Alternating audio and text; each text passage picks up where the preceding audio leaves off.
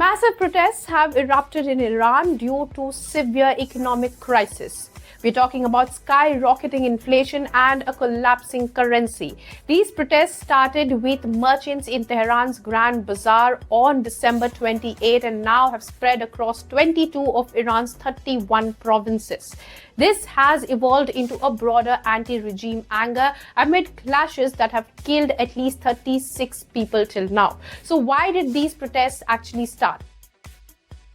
Protesters began over economic despair but quickly turned political, with chants targeting Supreme Leader Ali Khamenei and calls for regime change. Unlike 2022-23 protests triggered by Mahsa Amini's death over hijab laws, these stem primarily from merchants and bazaris frustrated by inflation exceeding 52% in 2025 and food prices raising 7% monthly.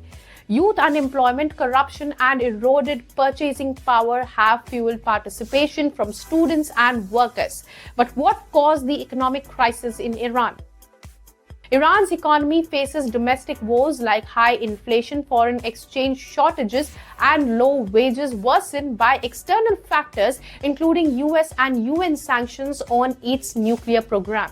US President Donald Trump's resumed maximum pressure campaign and UN snapback sanctions have slashed oil prices and access to global banking. Recent reforms like ending essential import subsidies and $7 monthly cash transfers have failed to calm the unrest. US sanctions intensified under Trump's second term restricts Iran's oil exports, technology imports, and financial transactions, compounding UN measures over nuclear activities. These have halved the rial's value in 2025 alone, hitting a record low of 1.46 million to the US dollar and fueling import costs for essentials.